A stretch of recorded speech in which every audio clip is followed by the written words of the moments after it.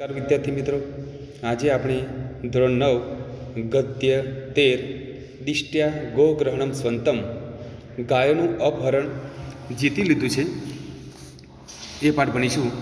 આ પાઠ મહાકવિ ભાસ રચિત ત્રિઅંકી નાટક પંચરાત્રમાંથી આ નાટ્ય લેવામાં આવેલું હોય છે. ભાસની આ જે નાટ્ય રચના છે તે મહાભારતના એક મહાન વિધ્વંસક યુદ્ધને એક જાકારો આપી દેવામાં આવે છે. જે આપણે જોઈએ મહાભારતની અંદર જે પાંડવોનો જે અજ્ઞાતવાસ પૂરો થવાનો હોય છે એ સમય દરમિયાન દુર્યોધન એક યજ્ઞ કરે છે અને એ યજ્ઞની અંદર આચાર્ય તરીકે કોણ હોય છે? ગુરુ દ્રોણાચાર્ય હોય છે પોતે. અને ગુરુ દ્રોણ દુર્યોધન પાસેથી યજ્ઞની અંદર જે બ્રાહ્મણને જે દક્ષિણા આપવાની હોય છે એ દક્ષિણા રૂપે શું માગે છે દ્રોણાચાર્ય? પાંડવોને અડધું રાજ્ય આપવાનું. પણ આ દુર્યોધનને તો સ્વીકાર્ય હોય જ નહીં. છતાં પણ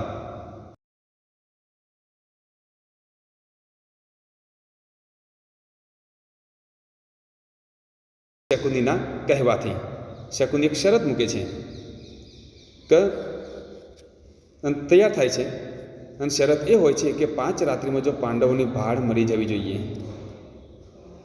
અને ત્યાં સમય દરમિયાન ભીષ્મ પિતામહના કહેવાથી કોઈ કારણસર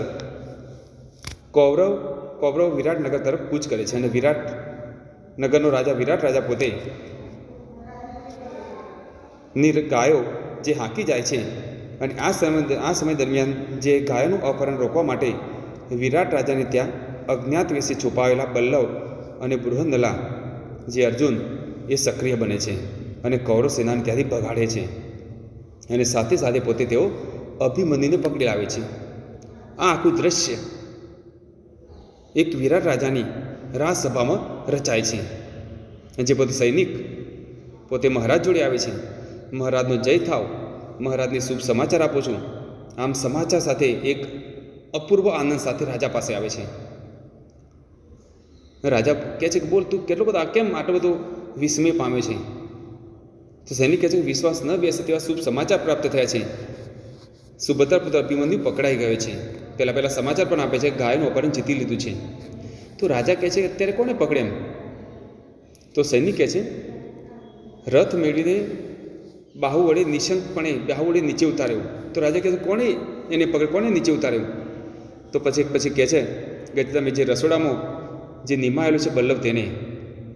અને ત્યાર પછી રાજા કહે છે તેને સત્કારીને તેનાથી જ સત્કારીને અભિમન્યુને પ્રવેશ કરાવો. બૃહન્નલા ને કહે છે અભિમન્યુને પ્રવેશ કરાવો. ત્યાર પછી બૃહન્નલા કહે છે જેવી મહારાજની આજ્ઞા ત્યાંથી નીકળી જાય.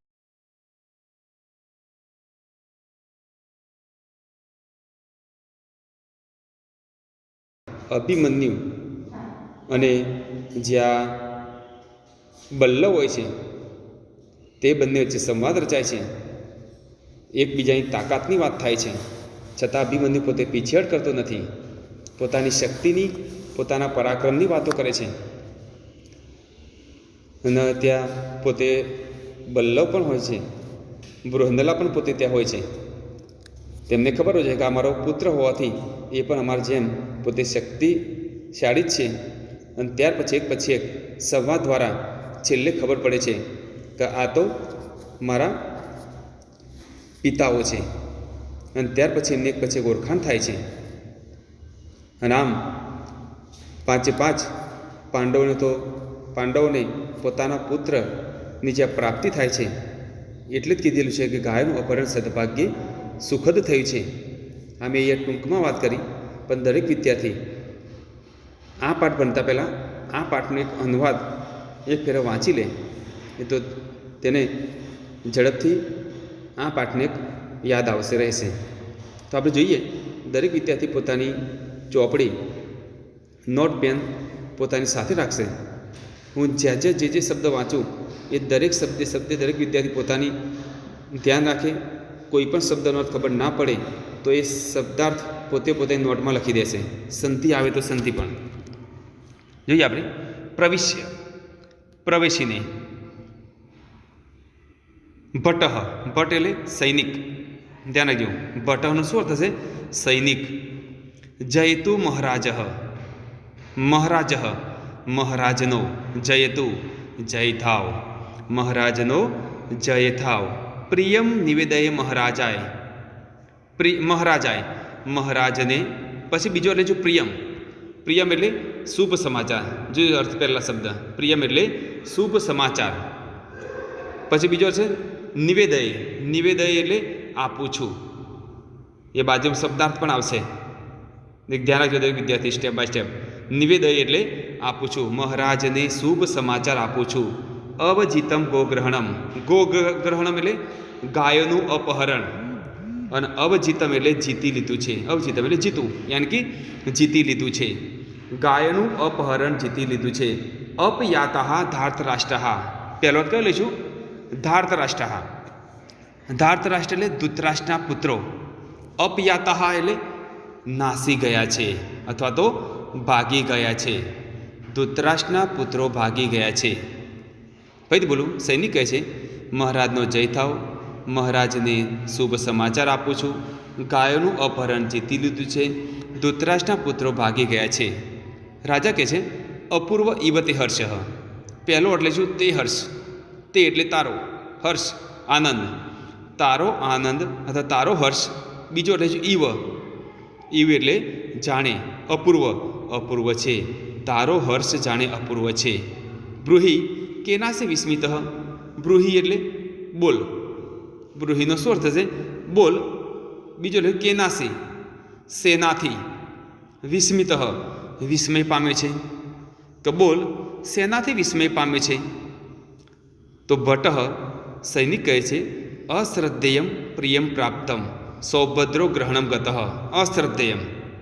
અશ્રદ્ધેયમ જુઓ તમે, વિશ્વાસ ન બેસે તેવા.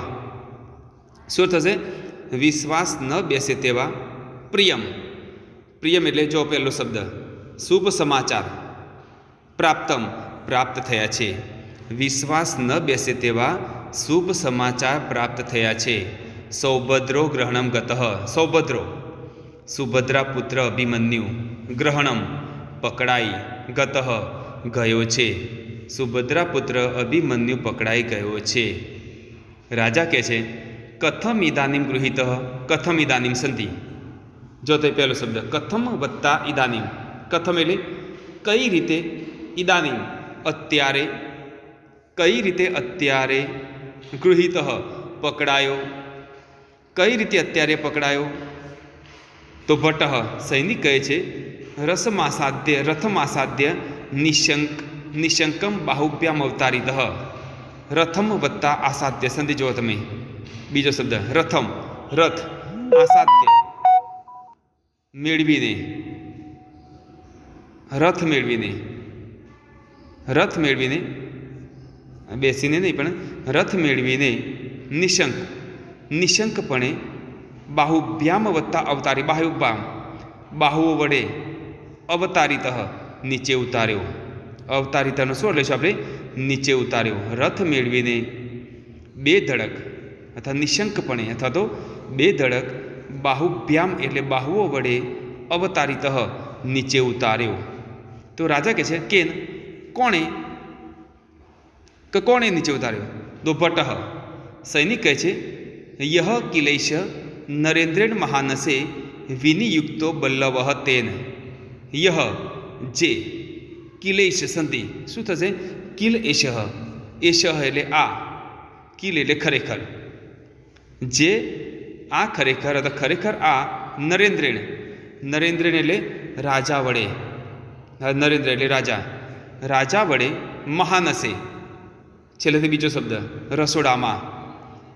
જે ખરેખર આ રાજા વડે રસોડામાં વિનિયુક્તો નિમાયેલો હતો અથવા નિયુક્ત કરેલો હતો. બલ્લવ બલ્લવ તેન તેણે. જે ખરેખર આ રાજા વડે રસોડામાં નિમાયેલો હતો. બલ્લવ તેણે. તો રાજા શું કહે છે? તેન હિ સત્કૃત્ય પ્રવિશ્યતામ અભિમન્યુ. તેન તેનાથી. હિ ખરેખર. તેનાથી ખરેખર. સત્કૃત્ય સત્કારીને. અભિમન્યુ અભિમન્યુને. પ્રવેશ્યતામ પ્રવેશ કરાવો. તેનાથી ખરેખર સત્કારીને અભિમન્યુને પ્રવેશ કરાવો. બૃહંદલે પ્રવેશ્યતામ અભિમન્યુ. બૃહંદલે હે બૃહંદલા અભિમન્યુને પ્રવેશ્યતામ પ્રવેશ કરાવો. અથવા તેથી જ સત્કારીને અભિમન્યુને પ્રવેશ કરાવો. હે બૃહન્નલા, અભિમન્યુને પ્રવેશ કરાવો. તો બૃહન્નલા કહે છે યદા જ્ઞાપયતિ મહારાજ, યદા જ્ઞાપયતિ સંધિ શું થાય? યદા વત્તા આજ્ઞાપયતિ. યદા એટલે જેવી. બીજો શબ્દ શું? મહારાજ, મહારાજની. પછી આજ્ઞાપયતિ આજ્ઞા, જેવી મહારાજની આજ્ઞા. નિષ્ક્રાંતા નીકળી જાય છે. જેવી મહારાજની આજ્ઞા નીકળી જાય છે અથવા તો નીકળી ગઈ. કારણ કે બૃહન્નલા કોના વેશમાં છે? સ્ત્રીના વેશમાં હોય છે. પોતે અર્જુન હોય છે પણ અત્યારે સ્ત્રીના વેશમાં હોવાથી તેને નીકળી ગઈના અર્થમાં લઈશું આપણે. જેવી મહારાજની આજ્ઞા નીકળી ગઈ. તતઃ પ્રવિશતિ અભિમન્યુ બૃહન્નલા બલ્લવઃ ચ. તતઃ પછી લઈશું અભિમન્યુ અલ્પૈરામ બૃહન્નલા પછી ચનો ચ એટલે અને બલ્લવ પછી લઈશું પ્રવિશતિ પ્રવેશે છે. પછી અભિમન્યુ બૃહન્નલા અને બલ્લવ પ્રવેશે છે. બૃહન્નલા ઇતઃ કુમાર. ઇતઃ એટલે આ તરફ, પછી કુમાર ઇતઃ આ તરફ અથવા તો આ બાજુ, કુમાર આ બાજુ. અભિમન્યુ પણ અભિમન્યુ પહેલાં લઈશું કે અભિમન્યુ અથવા તો હે આ તરફ કુમાર, અભિમન્યુ આ તરફ એમ પણ લઈ શકો છો. અથવા આ તરફ કુમાર, આ તરફ અભિમન્યુ પણ એમ યોગ્ય નહીં લાગે તો આ રીતે લઈશું આપણે. આ તરફ કુમાર, અભિમન્યુ આ તરફ અથવા તો આ બાજુ લેવાનું. અભિમન્યુ નામ અવસંધિ છોડી પડશે આની. અભિમન્યુ વત્તા નામ, જે ના ઉપર રકાર છે એ નકારનો આપણે શું કરીશું? વિસર્ગ. એટલે યુ પછી બે ટપ્પા મૂકી દઈશું. અભિમન્યુ વત્તા નામ એટલે શું? અભિમન્યુ નામ. કથમ કેમ અભિમન્યુ નામ અહમની સંધિ છૂટી પડશે. નામ વત્તા અહમ એટલે હું. નામે અભિમન્યુ છું. હું નામે અભિમન્યુ છું. બોહો કિમ નામાભિ અભિપાષ્યન્તે ક્ષત્રિયા અત્ર. બોહો એટલે અરે, કિમ શું, પછી ત્રીજો અત્ર અહીં. ચોથો શબ્દ ક્ષત્રિયોને. અરે શું અહીં ક્ષત્રિયોને. પછી લઈશું પાંચમા નંબર નામાભિ અભિપાષ્યન્તે. નામો વડે અથવા નામ વડે અભિપાષ્યન્તે બોલાવવામાં આવે છે. અરે શું અહીં ક્ષત્રિયોને નામો વડે બોલાવવામાં આવે છે. ફરી આખું લીટી બોલું. અભિમન્યુ કહે છે અભિમન્યુ નામ કેમ હું નામે અભિમન્યુ છું. અરે શું અહીં ક્ષત્રિયોને નામ વડે બોલાવવામાં આવે છે. તો દરેક વિદ્યાર્થી આ જ રીતે પોતે આ શબ્દાર્થ સંધિ જોશે અને પોતાની નોટબુકમાં આ જ રીતે શબ્દાર્થ સંધિ લખશે. કોઈ પણ શબ્દ વધારાનો ખબર ના પડે તો આપણે એને પણ નોટમાં વધારાનો નોંધીશું અને આપણે એને તૈયારી કરીશું. આમ આપણે આ પહેલા વિડીયોની અંદર આટલા સુધી આપણે જોઈએ છીએ. ત્યાર પછી આપણે આગળના વિડીયોમાં આગળ જોઈશું.